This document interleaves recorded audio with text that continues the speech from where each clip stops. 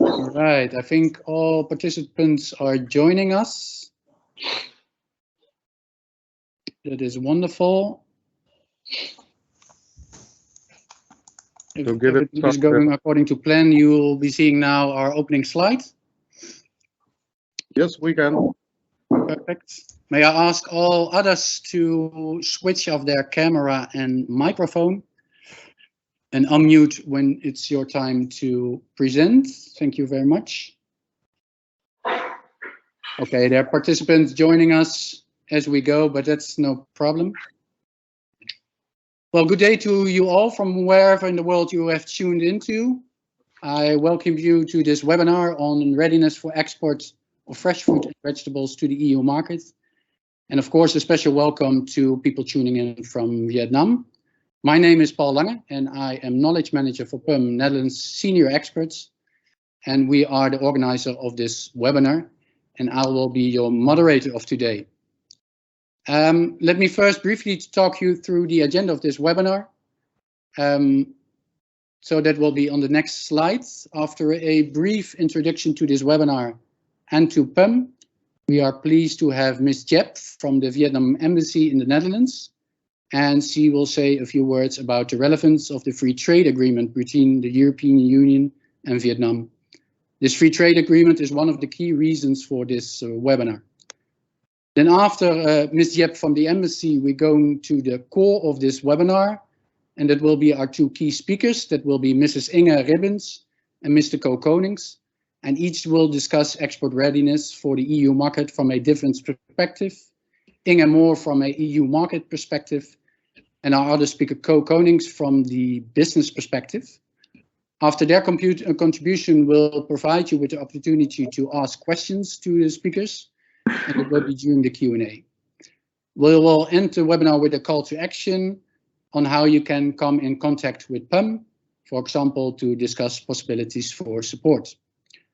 Please note that due to the large number of participants, we've decided to keep everyone muted during the webinar and to only allow questions via the chat.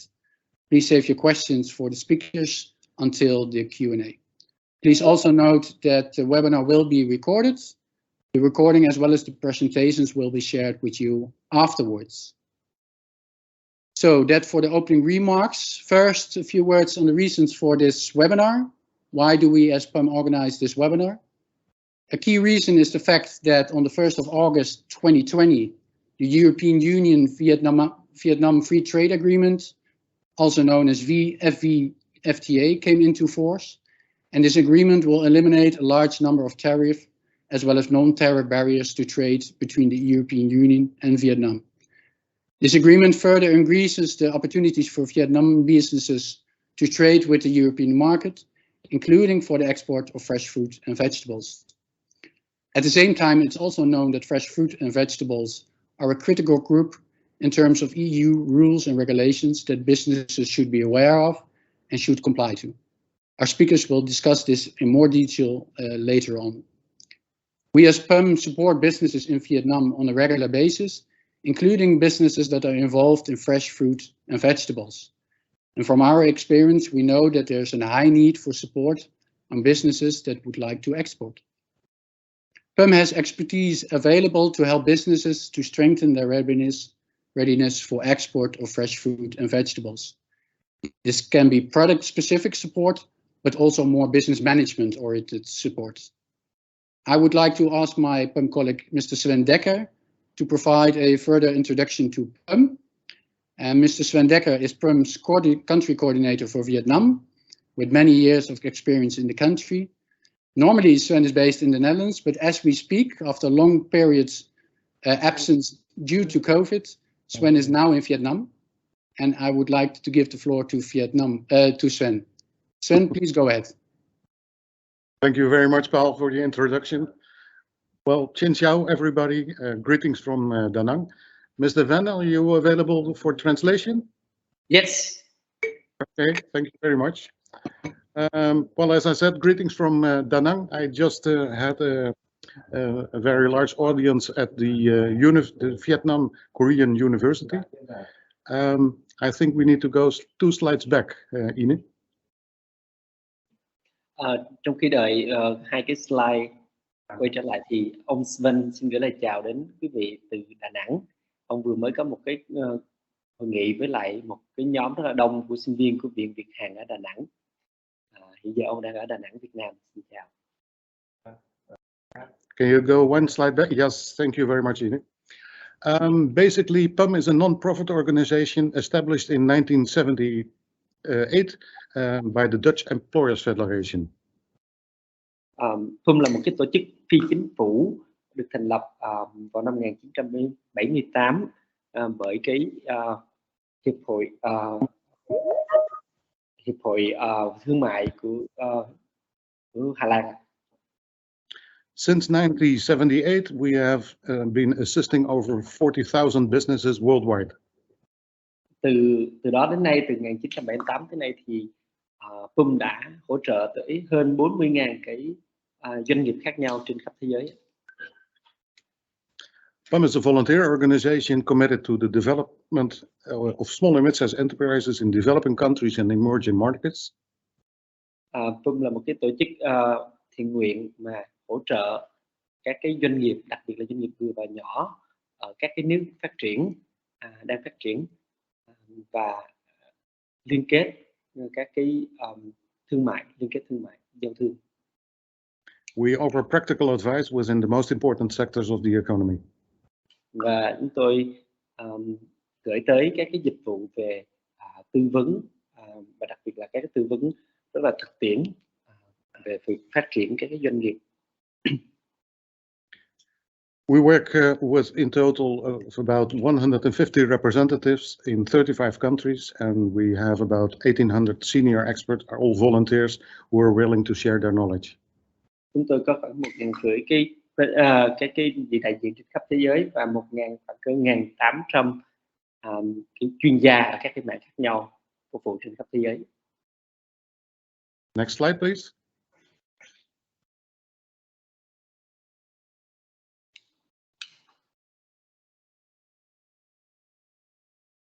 So in addition to my introduction, PUM support businesses that cannot acquire advice on a commercial basis. Và thêm một cái ý nữa là PUM cũng hỗ trợ các cái doanh nghiệp, mà đặc biệt doanh nghiệp vừa và nhỏ mà không có cái khả năng để mà chi trả cho những cái dịch vụ tư vấn doanh nghiệp. PUM is present in 35 countries across the world. One of them is Vietnam, and in Vietnam we have been present for more than 17 years. PUM đã hiện diện trên hơn 35 quốc gia trên khắp thế giới và một trong số đó là Việt Nam. Và ở Việt Nam thì PUM đã làm việc, đã hiện diện ở Việt Nam được trên 17 năm rồi. And PUM has knowledge and expertise in 40 sectors of the economy. Chúng tôi có kiến thức cũng như là có chuyên môn trên 40 cái mảng ngành khác nhau, những nhóm ngành khác nhau. And since we started in Vietnam 70 years ago, we realized over 1,000 missions already in Vietnam. Và từ khi mà hơn 17 năm qua, khi mà chúng tôi có mặt ở Việt Nam thì chúng tôi đã hỗ trợ tất cả hàng ngàn cái doanh nghiệp khác nhau, hàng ngàn cái chuyến đi khác nhau để mà hỗ trợ các doanh nghiệp Việt Nam. Many thanks for your participation, and I hope you will have good luck during this webinar. Rất là cảm ơn cái sự hiện diện của các bạn trong ngày hôm nay. Tôi hy vọng là các bạn sẽ gặt hái được nhiều cái thành công trong cái buổi webinar này. Come on.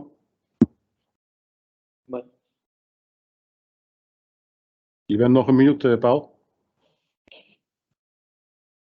Thank you, Sven, and thank you, Van. May I ask my colleague Ine to unshare the slides? And then we go to the next part of this webinar. We are very pleasant to have Ms. Jep from the Vietnam Embassy in the Netherlands available. Ms. Jep is Head of Trade Office of the Embassy of Vietnam in the Netherlands. And in that capacity, the topic of this webinar is very relevant to her and to the Embassy. Ms. Jep, may I give you the floor? Thank you, Bo. Good morning. Xin chào tất cả mọi người ạ. Guten Morgen from Netherlands and good afternoon from Vietnam. Mr. Seven Decker, a country coordinator of BUM, dear speakers and all participants. Sorry, do I need to pause for interpretation? Probably you should go ahead.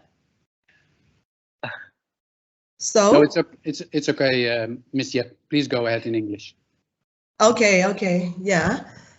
So it's my great honor joining today's webinar organized by BAM, the Netherlands senior experts.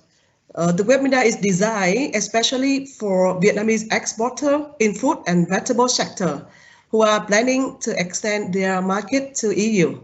My appreciation extended to BAM, who has been supporting Vietnam in general and in our business community in particular. And special thanks to our dear speaker for your contribution to the webinar. So dear all participants, we have never heard of the phrase Vietnamese agriculture products as much as in recent years, especially since EU-Vietnam Free Trade Area officially came into effect in August 2020. Vietnamese agriculture products are considered to be the industry benefiting a lot from this agreement and also contributing to Vietnam's position in EU market. Vietnamese agriculture products have gradually penetrated in fastidious market because of their quality, the suitability of a consumer taste, and the important things is the standard compliance with EU regulations. Currently, the EU is Vietnam's third largest agriculture export market with a value of about 5.5 billion US dollar per year. Am I too fast? Okay, so perfect. Thank you. The year 2021 is considered an important milestone when Vietnamese fast food such as lychee, longan are directly exported to the Netherlands, Belgium, France, Germany, and the UK. Especially Vietnamese lychee fruit imported to the Netherlands by sea for the first time has opened a good signal for Vietnamese fresh food export to EU sustainably.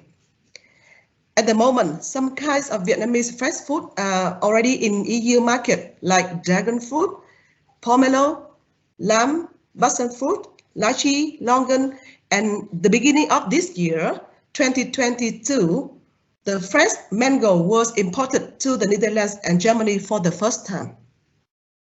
Besides that, lots of dried and frozen fruit of Vietnam, such as jackfruit, mango, durian, was already in EU market. Vietnam also exported some kinds of vegetables to EU and has increased about 15% in volume after EVFTA came into effect. Most of the products are distributed to Asian supermarkets, not really known by many Western people. In order for Vietnamese agriculture products to penetrate well and keep the market, especially a market with high requirement like EU, it is necessary to have the cooperation of many ministry, farmer, producer, exporter. Recently, the Ministry of Agriculture and Rural Development and the Ministry of Industry and Trade of Vietnam have coordinated and supported relevant stakeholders in supply chain to export agriculture products based on their function. The promotion campaign of Vietnamese agriculture products and brands has been done by the Ministry of Industry and Trade, especially for the year 2021, has created a positive effect to the foreign market in general and EU market in particular. Our Vietnam Trade Office system in EU country has carried out a lot of practical activity to actively promote and connect Vietnamese agriculture to distribution chain in some Western supermarkets. We organize events such as the Week of Vietnamese products, agriculture products in some supermarkets in order to boost the consumption, to introduce and to promote new products, new brands to the market. In addition, our trade office is also continuing to implement business matching in many activities, including the organization of the showroom where we can display our agricultural products. Dear all participants, with the total value of EU agricultural import reaching of 160 billion US dollar per year, the potential for Vietnamese agricultural export volume, especially fruit and vegetable to the EU, is still big. After 2 difficult years of COVID pandemic, it's time for all business sector get back to normal. Again, the very first and very important step to enter EU markets is the compliance with EU standard and regulation, especially for the fruit and vegetable sectors. And I do hope that today's webinar will bring you to EU with the very clear instruction on the standard and regulations, as well as the EU consumer trend in fruits and vegetable nowadays. And together with other trade promotion agency, organization, chamber of businesses, we, Vietnam Trade Office, Vietnam Embassy in the Netherlands is an official channel for supporting business to approach the Netherlands or EU market. Thank you and wish you all a fruitful day. Xin cảm ơn và xin chúc cái buổi hội thảo hôm nay mang lại những cái thông tin hiệu quả và bổ ích cho các doanh nghiệp Việt Nam, đặc biệt là đối với những cái tiêu chuẩn và những cái hướng dẫn để thâm nhập vào thị trường EU đối với mặt hàng rau quả của Việt Nam. Xin cảm ơn ạ. Thank you very much, Ms. Chiep. It's a pleasure to have your participation in this webinar. Then we quickly continue to the core of this webinar, and for this I would like to introduce you to Mrs. Inge Ribbens. Inge works for the Fresh Produce Center, and the Fresh Produce Center is the organization in the Netherlands that represents the Dutch businesses involved in fresh fruit and vegetables, and that also includes Dutch businesses that import fresh fruit and vegetables. For this organization, Inge works as Policy Officer International Affairs and deals in this capacity also with international trade, with the import and export of fresh fruit and vegetables. The Dutch market, as Inge will explain, has a key role as trade hub for the larger European market. Inge, please go ahead. Yeah, thank you, Paul, for the introduction. Good morning and good afternoon, everybody. I will try to share my presentation. Will there be translation, Paul, or can I go on with my story? You can continue. Okay.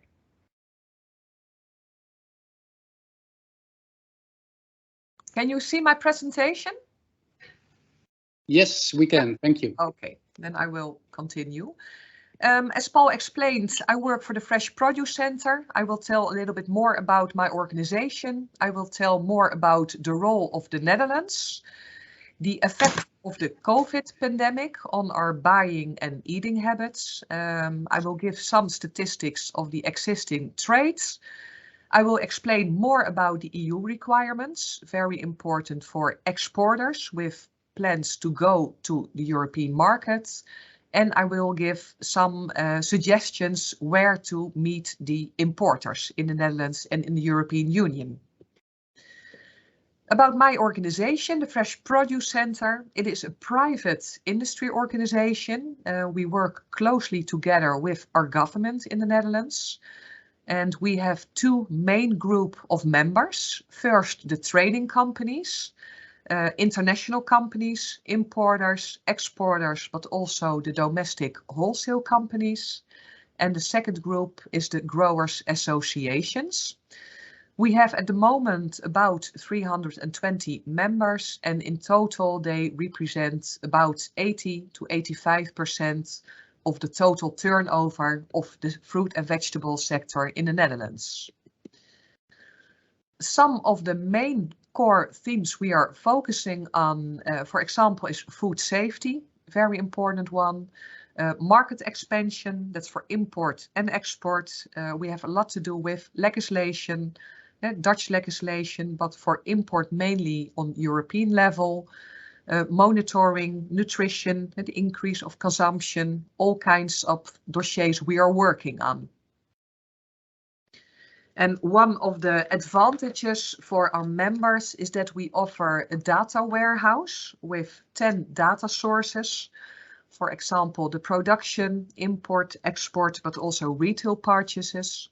And for many members, this is very valuable and they can use it for their own market strategy. The role of the Netherlands, I think Paul mentioned a key player, and indeed we are. First of all, we have quite some production. We are famous for our greenhouse products like tomato, cucumber, bell pepper, but we also have quite some field production. In volume, the onion is our largest production, but we also have a lot of fruit production like apple, pear and strawberries, for example. For most vegetables, we are self-sufficient, but for fruits, we are relying on imports. Some statistics, more than 9 billion euros worth of imports coming from more than 100 countries. We combine this together with our own production in the Netherlands, and we export for a value of more than 13 billion export euros to 145 countries worldwide, and therefore we are one of the main players in the fruit and vegetable sector. Two examples I always like to mention is the onion and the avocado. The avocado, we have no production at all in the Netherlands, but the Netherlands is the #2 exporter worldwide in avocado. And for onions, we only have 2% of the world production, but we are the #1 exporter worldwide.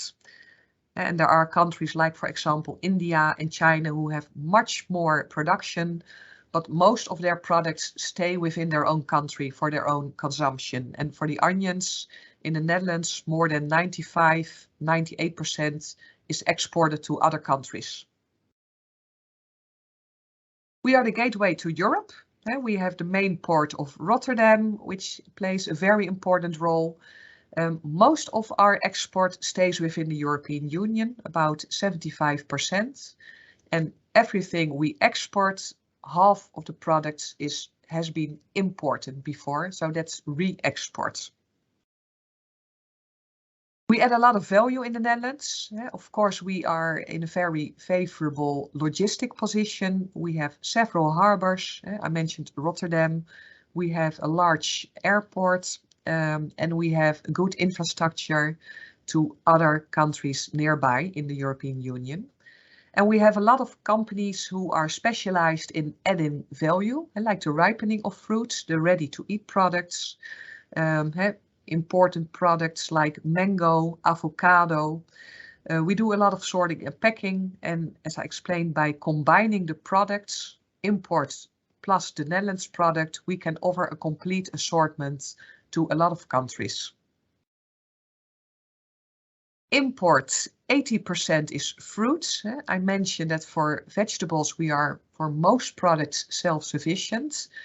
Import is still increasing year after year. The main runner-up, avocado, but also other exotic products like banana, grapes, blueberry, oranges.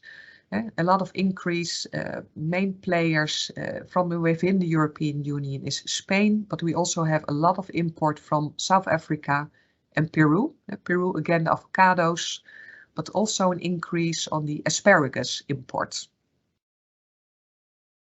The exports, a lot of our own greenhouse products like the tomato and bell pepper, but again also the more tropical products that we import and re-export, mainly to our neighboring countries like Germany, Belgium, France, United Kingdom, but also to other countries like in Asia, Africa. We do a lot of exports of onions, for example. The COVID pandemic, Mrs. Jep already mentioned it, a lot of influences on the sector, of course, looking at logistics, transportation, shortage of containers. We still see lockdowns in China, Shanghai, problems in the harbors, the lockdowns of the restaurants also here in Europe in a lot of countries. But that led to an increase of fruit and vegetable. We saw that more people wanted to eat more healthy foods. had a lot of interest in high vitamin C products, like for example, oranges, lemons, but also ginger. More people buying food to cook at home, out of home, no, very explainable, big decrease, sorry, in 2020. And we saw the same effect last year in 2021. Again, a continued higher consumption. And we think this will continue the next years. People are looking more for healthy foods, have been more interested in cooking, also in new products, new varieties. And in the Netherlands, we are also lobbying to get the VAT, the taxes on fruit and vegetable, to zero. And the prospect is very positive. We think we might be successful in the near future. And hopefully that will also lead to an increase of the fruit and vegetable buying. The trade, some statistics, you will get the presentation, so I won't mention everything. But you see that most exports from Vietnam is to the Netherlands in volume. If you look at value, there is a lot higher value for the exports to France. The big difference, I think, is that to the Netherlands, the main products is the citrus fruits like lemons and limes. For France, it's more products like lychees, tamarind, jackfruit. So apparently with a much higher value. And here are some other data specifically from the Netherlands imported from Vietnam. EU requirements. If you want to export to the European Union, you have to be a trusted and transparent supply chain. So make sure you know which company you are working with. And for an exporter, it's important that he visits his suppliers, the producers in the other countries, and talk to them what are the requirements on the different levels. But if you want to be a trusted and transparent supply chain, you have to keep in mind there are different requirements on different fields. And like the product quality, very important also for the retail, phytosanitary issues, food safety, social aspects like labor conditions, and also environmental and sustainability aspects. And that all leads to sustainable supply chains. I will tell you a little bit the highlights of the EU requirements. In the next presentation, Mr. Co Konings will tell you more about what this means on a practical level for you as a company. First, the quality. The EU has marketing standards, minimum quality standards, looking at sizes, characteristics. But in general, little change over the years. That's something you can prepare for and don't expect a lot of changes the coming years. What does change a lot is the plant health legislation. In the recent years, we have a reform and there is a much stricter policy going on, especially from the southern member states. They're quite protectionist and they want to have more rules and make it more difficult for imports. So this is a very important legislation for you as a producer and exporter to the European Union. For example, you need a phytosanitary certificate. There are more strict rules also coming in the next years. There is a huge responsibility also for the NPPO in Vietnam. They have to know what is the legislation, and for some products they have to communicate in advance to the European Commission what the pest status is for several products, which treatment they will going to do. And so, for example, for mangoes, there are quite some strict rules. Also, food safety. We have an integrated food safety policy in the European Union with harmonized standards and the maximum residue levels. More and more we see a call from Europe, again, mostly from the southern member states, for the so-called mirroring clauses.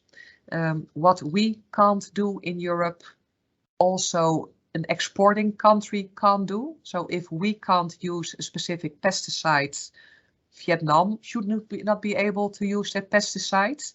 And what we try to keep in their minds is that we have to deal with different climate zone, different pests. So we need sometimes different pesticides. And the fact that it is not allowed in the European Union does not mean it means a danger.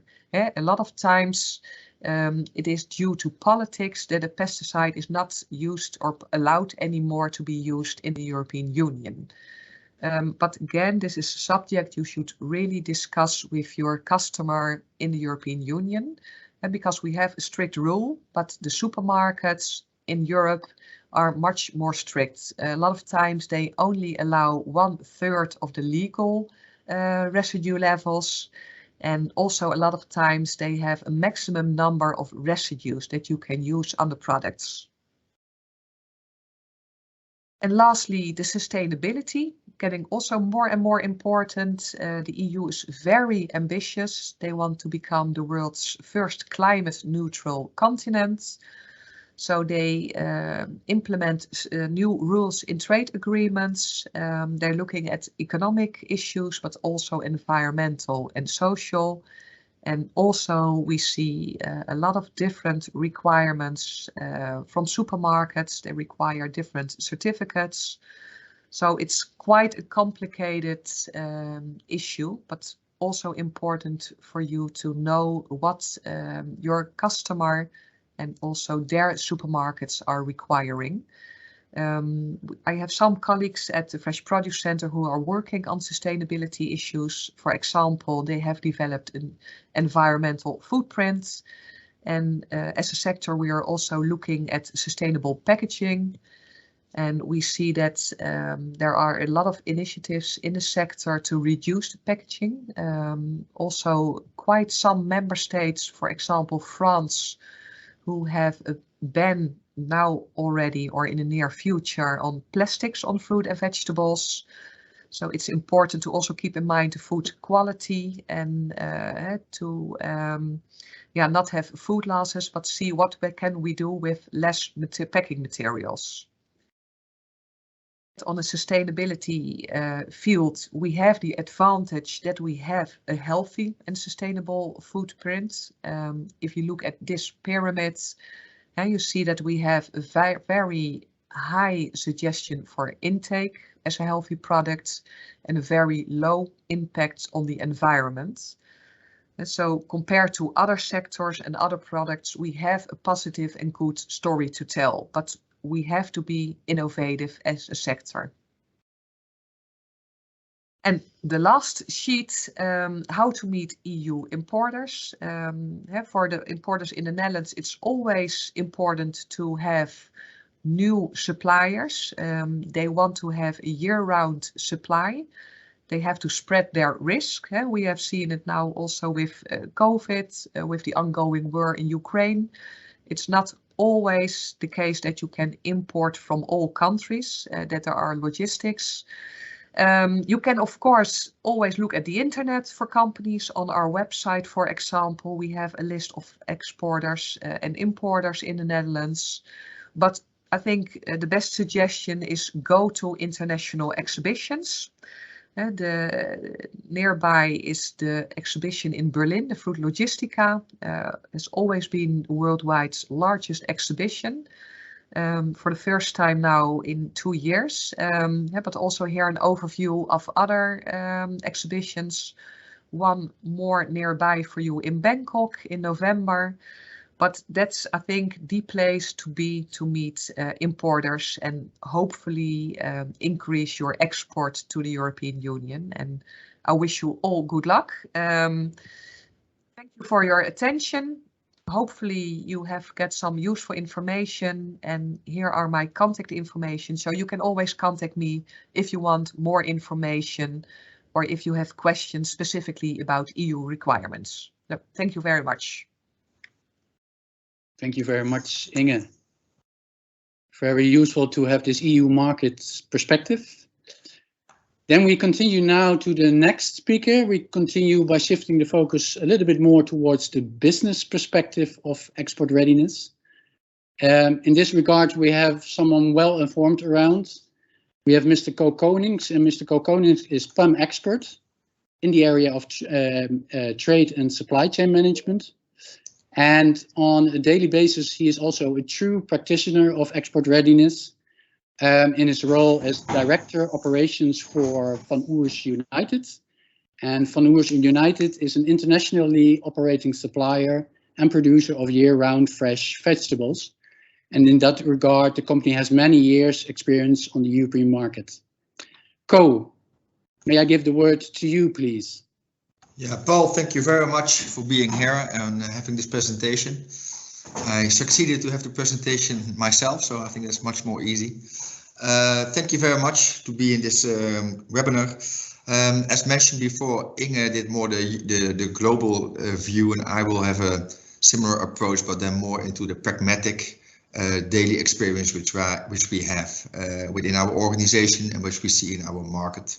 To be very a slight detail, we as Oers United have two activities. The first one is really growing of fresh vegetables open field in Africa and in Holland and sell it to the European customers. And the other one is really the wholesale activity, that we purchase fresh vegetables from partners within Europe or outside Europe and sell it to the same customer. So there's two activities. I would like to discuss with you 4 points: the fresh produce supply chain, the customer perspective, the quality perspective, and then the transport and logistics. So this is becoming some more practical. The fresh produce supply chain. I think it's very important to state, as mentioned also Inge, it starts with the customer, and then we have all the activities from the growing part, the harvesting, the packaging in Vietnam, then the transportation part to the Netherlands. Then we have a reception activity. We repack it depending on the agreements you have been made with your customers. Then we're ready to ship it to our customers by labeling different kind of things, and then we have the shipment to the shops of the customers, and they buy it in the shops. I think 95% is still that a customer in Holland goes to the shop and buy it in the shop. If you look at this value chain, I want to discuss first the customer perspective. What does in general a European customer wants? Who is the customer, and what different routes to market do we have?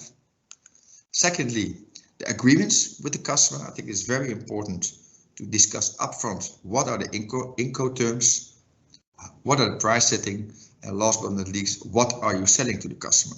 The produce specifications. Then third, we got the quality aspect, the quality control and assurance, the certifications, and the track and trace. I think this is really what Inge already expressed. And last but not least, the transport and logistics, and I try to tip on some important points, which is the transport modality, the cold chain, and some customs information. So first of all, I would like to go to the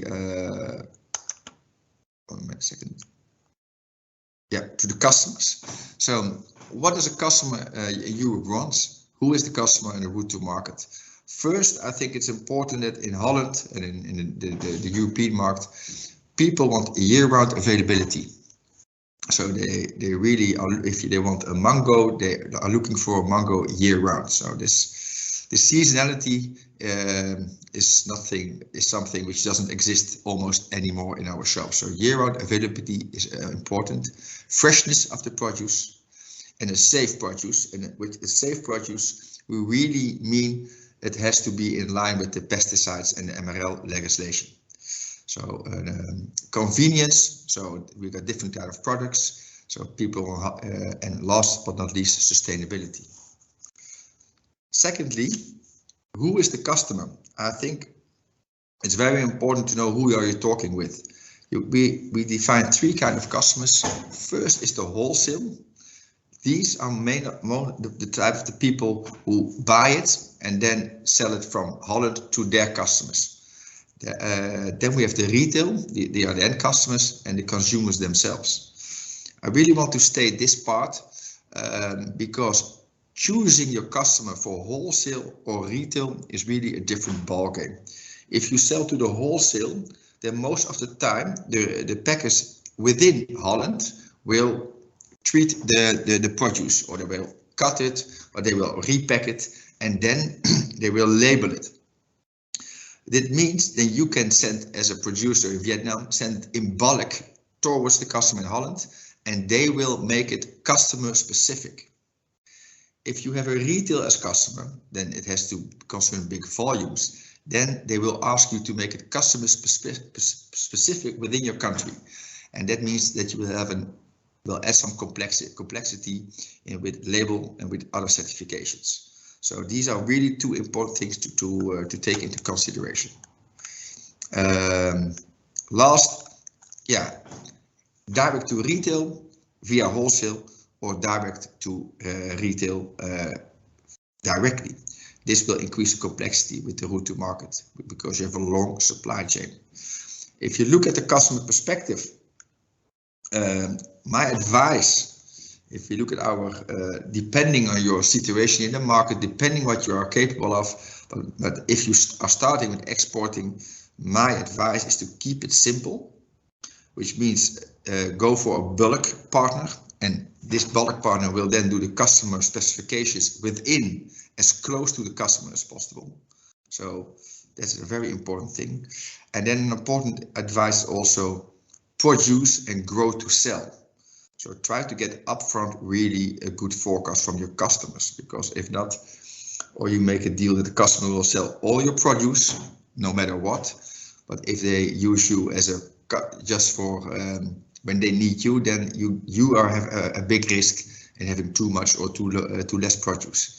But I think this is a very important point to discuss with your customer.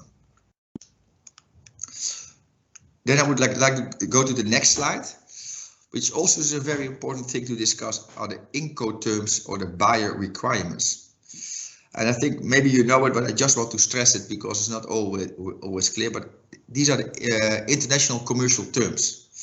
And it's really important to define upfront the rights and obligations between you as a seller and the buyer in the Netherlands or in Europe. Concerning the international transport of goods, because the transportation of fresh produce is not easy. As you know, as a producer, that when you start harvesting, the produce is declining. So it's very important to keep the produce at the best state during the supply chain, but it's not always the case because a lot of things can happen. Therefore, it's really good to have this straightforward and straight up. So there are a lot of Inco terms, 11 in total, defining in one for the sea transport, and the other one is for air or other transports. I think you have a lot of, I put it in a slide, you get a lot of different Inco terms. This is, I think, a very practical graph which shows the supply chain, and there where you are in orange, it's your obligation. And so you are responsible for the produce, and in blue is the buyer's obligation. Then your partner is responsible. If we look at our organization as for the Oers United, so you have to choose depending on the deal. But normally in Europe we use the DDP, the DAP, and the FCA now. This really means that the seller obligation is very long. So you will be responsible until the harbor when it arrives in Holland, or maybe when it arrives at the docks within our sites in Rotterdam or in Antwerpen. So I think it's really important to dive into this and to get a good understanding how this works and what you want and how you think is available. Agreement with customers, then I go more to the price setting part. In general, we have different models. So we work with week prices. This is normally based on the sales price, and that's a week price model. And we have year or season prices. This is really depending on the crop and on the environment. And sometimes we do cost plus models. So cost plus models means that you are very transparent. You know your cost, and we decide together. Okay, what can we earn, and I will take 10% and you will take 15%. I think that's also a model we use in our business. Last but not least, which is very important, and I will show it in the next slide also, are the produce specifications. So I have here an example. We are a bean grower, so I have a lot of bean information in this. What are the technical specs of the produce? So what are you selling? So this is, for example, what we have as for Oers United. We say, okay, if we have a produce, very detailed, I think you work with this already, but it's really important. What's the size, the taste, the weight, the shelf life, which kind of temperature it can arrive at a location. All these things have to be very clear, because you have to follow it up during the total value chain of the produce. And this is in Holland, as Inge stated.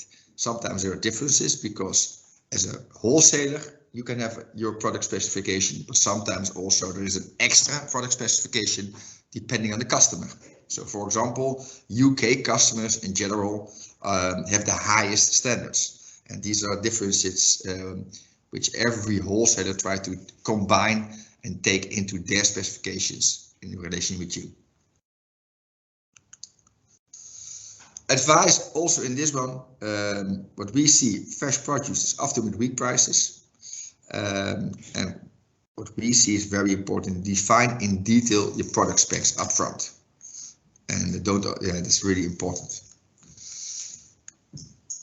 Staying in line with the value chain. So what we see here again, and therefore I will refer to this product specification.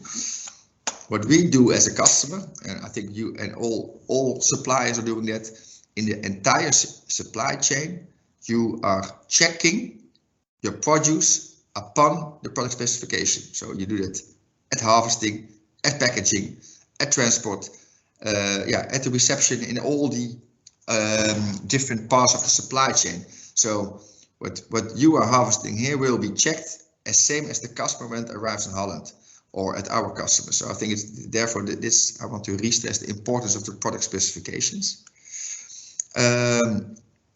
In the total value chain, it will be checked in 3 ways. Now, what I defined, the product specification with the customer, but also, of course, the residue management of crop protection produce, the maximum residue limit management. This is very important, and as Inge stated already, standards are increasing because we want more sustainable produce, even going more to the organic part. So standards are increasing, and the standards in the European market have to be applied in Africa, in Vietnam, at all customers, all sources which we are coming from, and of course the phytosanitary control. And I think this is a very important thing, and this will increase, so we are very keen on. I also put some slides, some links to all kind of slides where you can find this kind of information on quality control and assurance. So you can check this. Most of they are in English, so that's also possible for you to read. Then we have the certification. So there are a lot of demands in the market, which the EU regulation, the Green Deal, as Inge mentioned. But all these these goals are being managed with certification bodies. So here I put 4 certification bodies which control the goals in general. So we have on food safety and track and tracing, we have Global Gap, I think that's well known, but then you have EFS food or BRC food. For example, the BRC is always applicable for the English market, EFS is more for the French market. So they look the same, but these are different licenses body. Which means it's also here very important to know your customer, because this is often licensed to operate. So if you don't have BRC, you can't deliver to the UK market. So sometimes you need both if you want to deliver to the total market. Then we have labor and social conditions, GRASP, SMETA, BSCI. Now these are really certification bodies who check if the labor conditions are correct. working hours and all these kind of things. Then the environment and organic. Skull is organic, and Planet Proof is also an organic label, but there's more. Again, Skull is a general label, and Planet Proof is more retail label. So, but these are looking from a different perspective to the same process. And then you still have customer specific labels, all often related in a combination with labor and food safety and environment. But then these are often certification bodies which try to be more specific for their customers. So you got here QS, quality security for the German market, M&S for market sponsors in the UK, and Nurture for French market. So these are the bodies which will check if we do what we say we want to do. So it's a license to operate. The processes are yearly checked by audit, a lot of administration, and to restate, track and trace is very important in this value chain. Last, the transport and logistics. As I mentioned, in the transport and logistics chain, it depends where you're coming from, but what we see in the, so this is a chain. If I look at the lead times, yeah, it can be 30 days or more, depending how you do the transport. If you do it by air, you can have it from Vietnam, I think, in 3 days here in the European market. By boat, I had checked it myself because we don't do a lot of Vietnam. It's about 25 to 30 days, and then you still have some days in your partner to deal with it, to pack it, and then to transport it to the customer. So if you look, the shelf life can be pretty long. So for transport and logistics, it's very important to define the Inco terms, define a transport modality. You have 3 modalities. I think the truck is not an option for your produce, and it's very important to have a good, clear view on the cold chain. For us.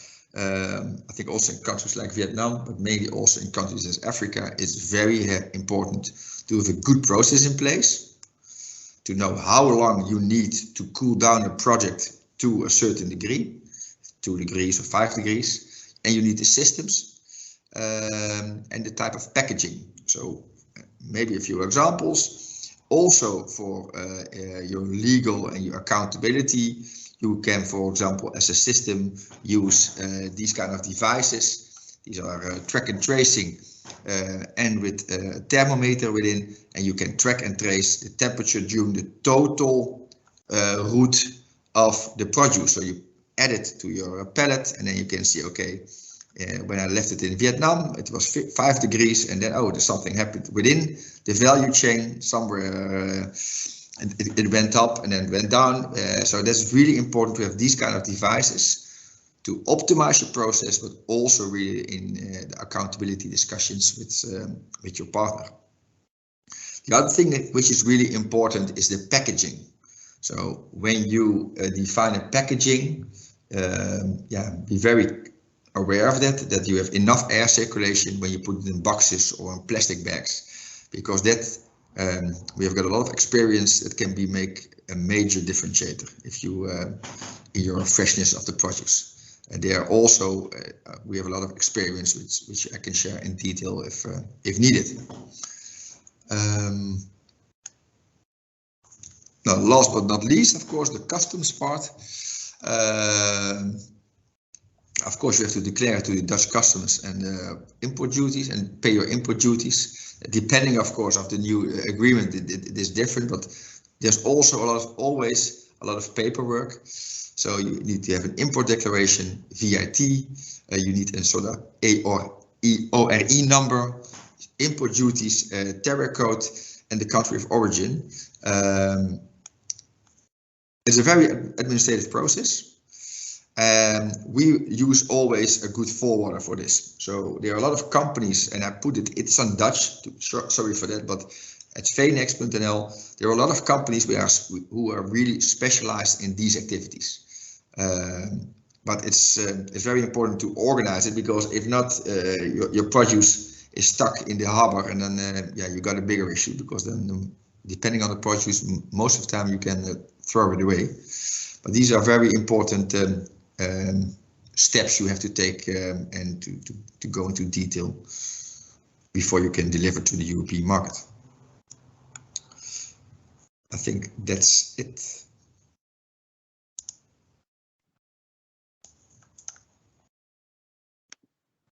Thank you very much, Co, for your presentation. All right, we have now addressed both the market and the business perspective of export readiness. Of course, there's much more to tell about this topic, but the time constraints of this webinar requires us to limit ourselves.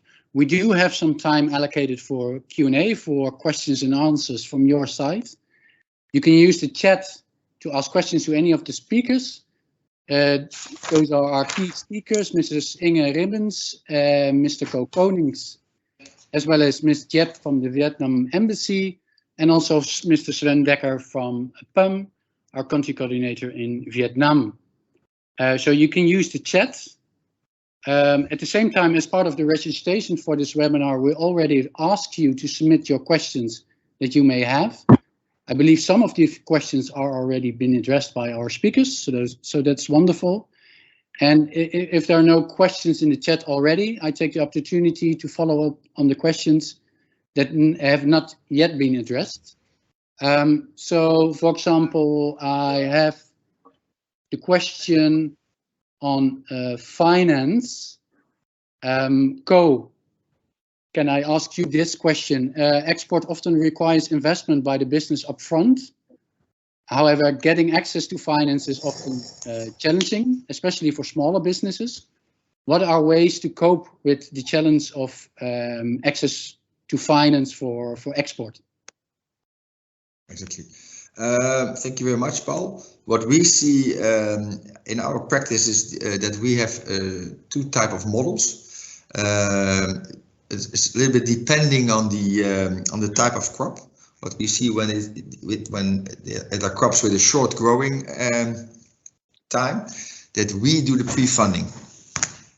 So we as Van Oers pre-fund, for example, then the bean harvesting for our partners in Rwanda. But that means that we decide what they grow and how they grow it.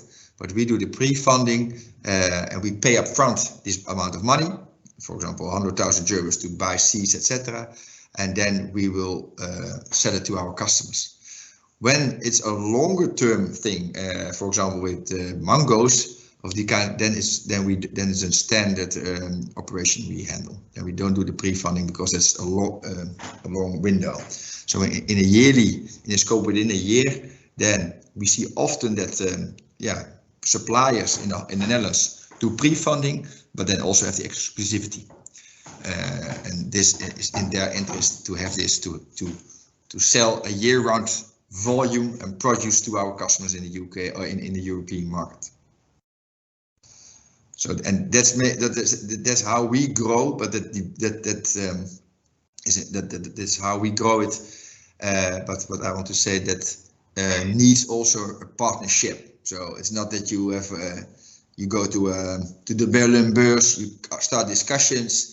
And for example, it takes then half a year, you start visiting each other, you know what we want, you define the specs, you trust each other and say, okay, this is the partner who will comply with all the things we have been discussing today, with all the legislation, the SMETA's, the global gaps, the MRLs, all these things, and then we invest. So that's really in a partnership way.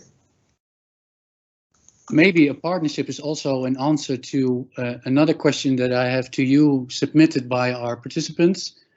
What can you recommend to smaller businesses that are involved in fresh fruit and vegetables that want to export? And what smaller is really smaller. That's it's a bit difficult. What's small in this perspective? Small in the sense of a small and medium-sized enterprise. Small in terms of volume. What recommendations would you have for these kind of businesses? Depend a little bit. For maybe just an example, but depending on, we do a lot of fine beans and munch to sugar snaps. These are sort of bean, and we have two models within this. So we have we mostly start first. One is with a partner in Holland, which is specialized in this produce, and they are doing for us this pre-financing part. In this company, and they are, for example, doing a lot of business in Guatemala and Peru with small farmers within the mountains over there, and then they do this part of the business. And what you see that, for example, with our companies, and what's small, this is the question, in Rwanda or in Zimbabwe, then we do it ourselves, but these are partners with 20 acres or something, 20 hectares. So, and then we really do the crop coordination and we do it together. And this is this partnership model. So we have two models, or you, as a company, start with also a partner model, and then and this is a wholesaler, or you go directly with companies like us. Yeah. Thank you. Very interesting. Okay, then I have a question. If there are no questions in the chat, I will continue with the questions you've already submitted through the registration form. I have a question for Inge. What are the typical challenges that you should consider when exporting to the Netherlands? What are the typical challenges or risks for the Netherlands?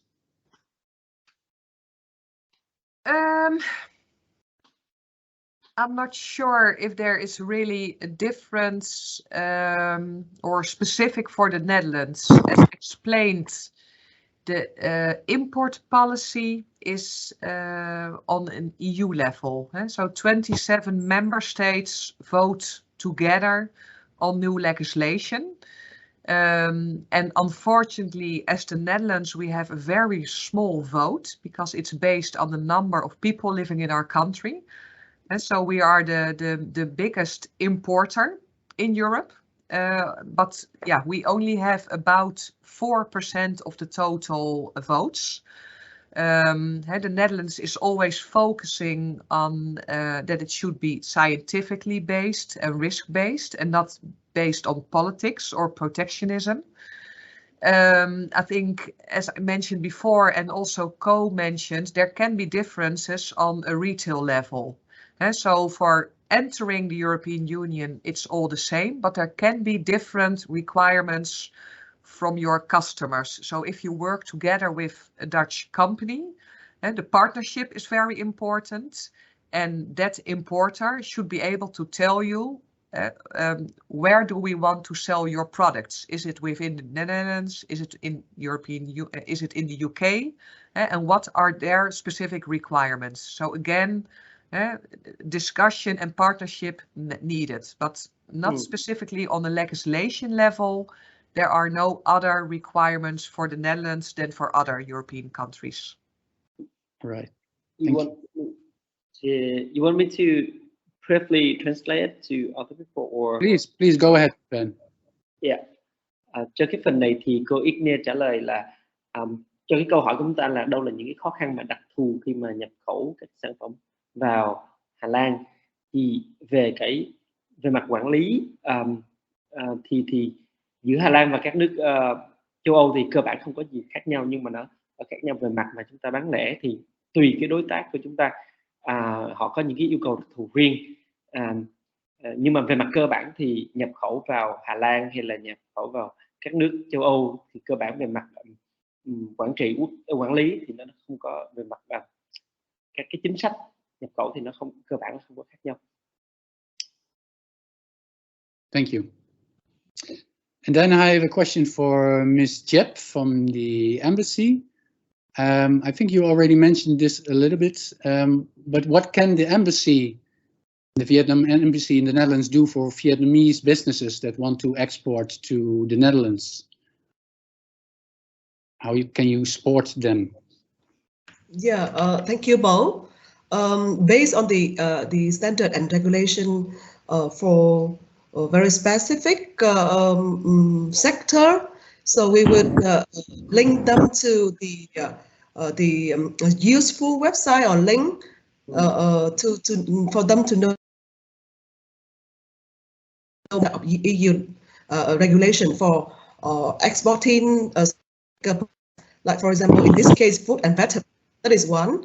And we also have another channel to, like, we open the showroom for them to distribute their products and based on that, we can connect, do the business matching for them.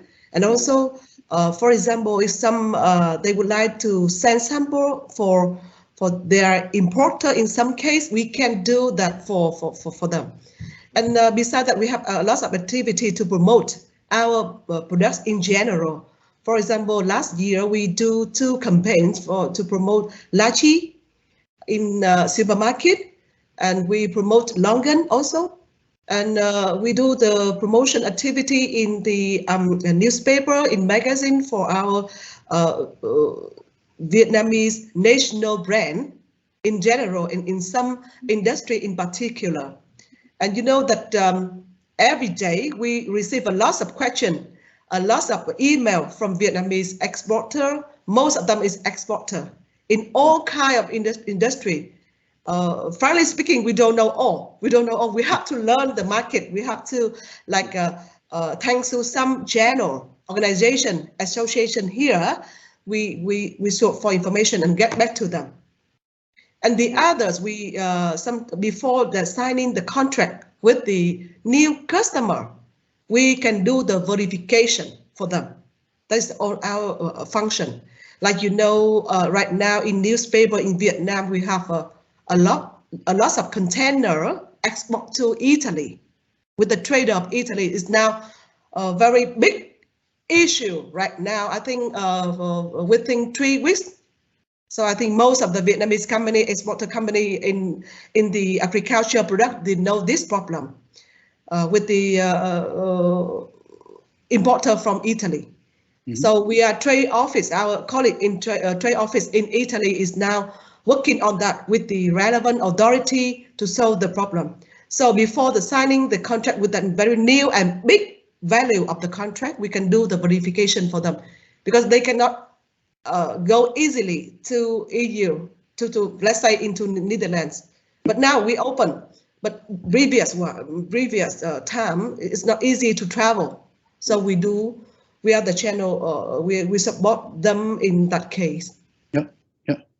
And so you also collaborate very much with other organizations in the Netherlands, but also in other European countries, I understand. Yeah, also with the BAM, like we have a very close relationship with Stephen Decker, the country coordinator. He helped me a lot with that. And then also DBAV, the Dutch Association in Vietnam, and BCC, we have Netherlands, Vietnam Chamber of Commerce, and the other NL in business. We have that. So, yeah. Oh, perfect. Well, that brings me to another question. That question is for Mr. Sven Dekker. Can you say a little bit what PUM exactly can do for businesses in Vietnam that have export ambitions for the European market?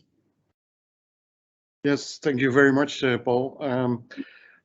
Yes, that's where PUM comes in place. I think both Co and Inge presented a lot of obstacles that are in the way when you want to export products, and of course in this case fruit and vegetables, but I know there is a lot of demand, like Mrs. Jep says, about also other products that companies want to export to the Netherlands. You want to do some translation, Van? No, just go ahead. I think it's short enough. I would just yeah. Okay. Well, like I told in the introduction, PUM is active in about 40 sectors, important sectors of the economy, especially around agriculture and the food and food security. Those are 2 very big sectors where we do an awful lot of products. So if you look into the steps that both Co and Inge presented, and I think Mr. Co also is an example for it. He is also a PUM expert. We can help the companies, whether it's the quality of the product or the certification of the product or all the steps that need to be taken. We have quite some expertise and a lot of experts available on that. So whenever, and maybe that's also the title of this webinar, Export Readiness, if you need to be export ready, PUM can assist you in becoming export ready. Okay, then I can prove it here. Với hơn 40 cái mảng ngành khác nhau mà PUM có các cái chuyên gia đó, thì đặc biệt PUM rất là mạnh về cái mảng hỗ trợ an toàn thực phẩm và các sản phẩm nông nghiệp đó. Thì khi mà doanh nghiệp đặc biệt là doanh nghiệp vừa và nhỏ có cái nhu cầu phát triển và hoàn thiện hóa sản phẩm của mình để mà có sự sẵn sàng để mà xuất khẩu, thì đó là cái lúc mà các cái hỗ trợ của PUM trở nên có ý nghĩa hơn cho các doanh nghiệp. Thì các cái chuyên gia thì là hỗ trợ đặc biệt là về mặt chuyên môn để giúp các doanh nghiệp sẵn sàng trong cái việc mà hoàn thiện hóa sản phẩm của mình đủ các tiêu chuẩn, cũng như là tìm hiểu về các cái tiêu chuẩn của các cái Specification, những cái chứng chỉ để mà có thể sẵn sàng để mà xuất khẩu sang châu Âu. Thank you, Sven. Thank you, Ven. And then I would conclude with a last, perhaps a bit tricky question, but that one is for Co. I'm very curious to your answer. How do I know if I'm ready to export?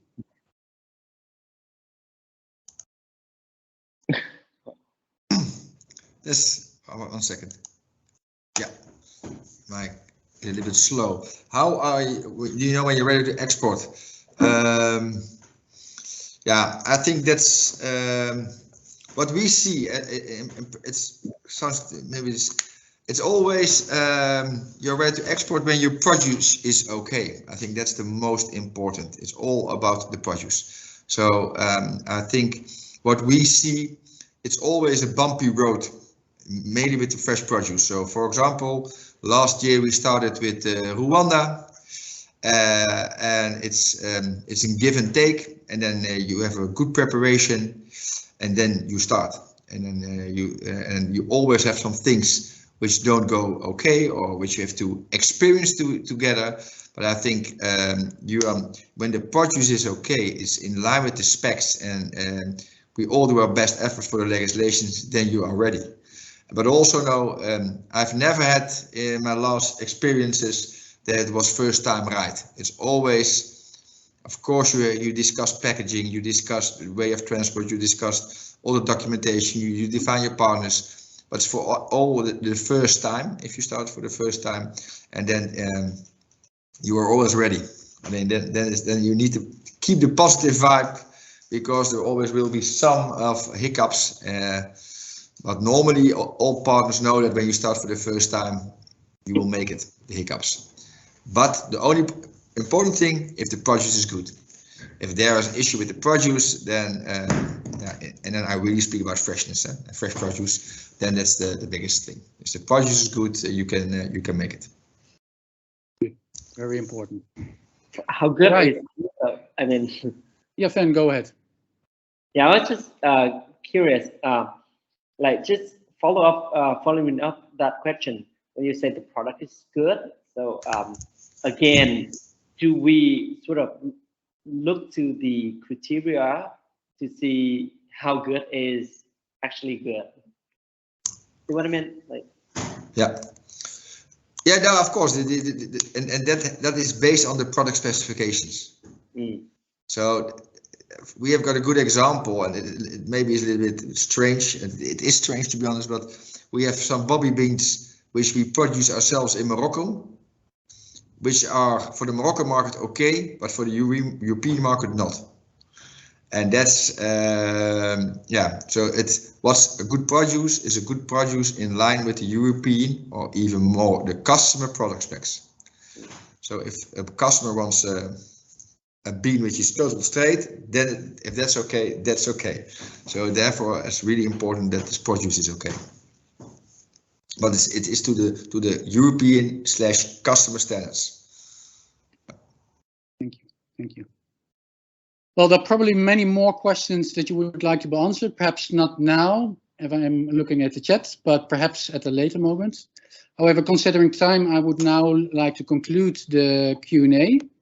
If you would like to know more about PUM and the support that we can provide on export readiness, or possibly other support areas, I would like to ask my colleague, Mr. Sven Dekker, to tell you how to get in contact with PUM And I would like to ask my colleague Inge to share the supporting slides for this last part of the webinar.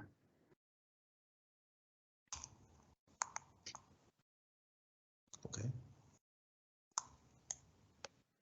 Thank you very much.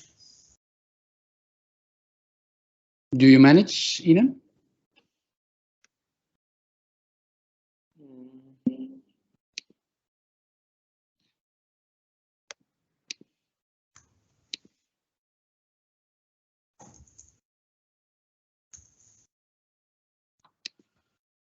There we go.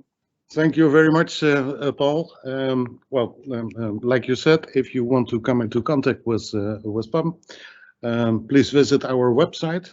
In Vietnam, we have a dedicated team of local representatives spread out in the country from the north to the south. Mr. Long, he is based in Hanoi. He's taking care at this moment for the north of PUM.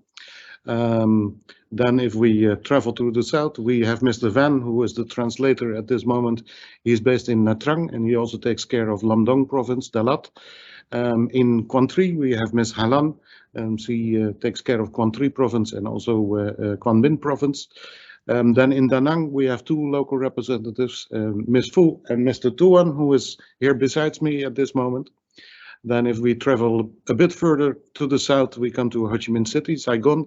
We have two local representatives over there, Mr. Tung and Mrs. Maya. And then absolutely in the south, we have Mr. Xiang. He is based in Kanto. And with that dedicated team, they are all local representatives, so they are Vietnamese. They can just help you also with translation and guide you in our system to apply for our services. Perfect. Thank you very much, Sven. Well, then it's now for me time to conclude the webinar. Many thanks to our speakers, Mrs. Inge Ribbens from the Fresh Produce Center, Ms. Jep from the Vietnam Embassy here in the Netherlands, and my PUM colleagues, Mr. Co Konings and Mr. Sven Dekker. As announced, you will all receive the presentations by our two key speakers, as well as the recording of this webinar. Thank you all for joining this webinar, and I hope to see you on a next occasion. Thank you very much.